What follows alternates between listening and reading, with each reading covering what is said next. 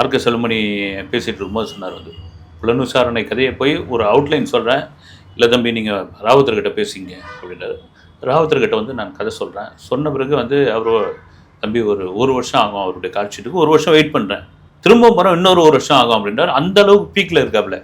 அப்போ ராவுத்தர் வந்து ஒரு வார்த்தை என்ன விடுறாருன்னா, நான் விஜய்க்கு வந்து ஒரு இங்கிலீஷ் படம் மாதிரி பண்ணேன் தம்பி அப்படின்றார் ஃபிலிம் மினிஸ்டர். இதை மைண்டில் ஏற்றிக்கிட்டாப்புல செல்லுமணி. அப்போ என்னன்னா, இவர் எழுதி வச்ச ஸ்கிரிப்டை வந்து இவர் தங்கியிருந்த மேன்ஷனில் இருந்த ஒரு ஓவியர் வந்து அதை வந்து வரைய ஆரம்பிக்கிறார். அதாவது ஸ்டோரி போர்டு.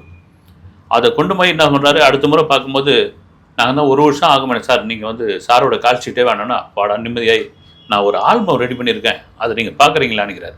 அந்த வரைஞ்சதை ஃபோட்டோவாக எடுத்து ஒரு ஆல்பமாக ஸ்டோரி போர்டு தான் அதை ரெடி பண்ணியிருக்காரு. சரி நீங்கள் மறுநாள் சாலிகிராம வீட்டுக்கு வாங்கன்றாரு. ராவுத்தர் எப்பவுமே ஒரு 5 மணிக்கெலாம் எழுந்துப்பார். 5:30 மணிக்கு டீ காப்பிலாம் குடிச்சிட்டு பேப்பர் வச்சு அப்படி லுங்கி கட்டின்னு படிச்சுட்டு இருப்பார். இவர் 5:30 மணிக்கு வாங்கினார். போய் 5:30 மணிக்கு அந்த ஆல்பத்தை எடுத்து பக்கத்தில் வைக்கிறார். வச்சு அதை புரட்டி அவங்க 2 பேரும் பேசி முடிக்கிறதுக்கு 11 மணி ஆகுது. டிஃபன் சாப்பிடல.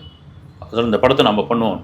அப்போ வந்து அவர் சொல்கிறாராம், ஒரு 20 நாள் கால்ஷீட் போதுமா அப்படின்றார். முதல் கட்டமாக 20 நாள் கால்ஷீட் தரேன், அதுவும் நைட்டில் தான் கொடுக்க முடியும். ஏன்னா பகலில் வந்து 3 கால்ஷீட்டாக ஓடிங்குது ஷூட்டிங், நீங்கள் 10 நாள் கொடுத்தா கூட போதுங்கன்னு. அப்படி ஆரம்பிக்கப்பட்ட படம் தான் புலன் விசாரணை. வந்து எதுக்கு சொல்லணும்னா, அந்த படத்துடைய வெற்றி என்னன்னு தெரியும்.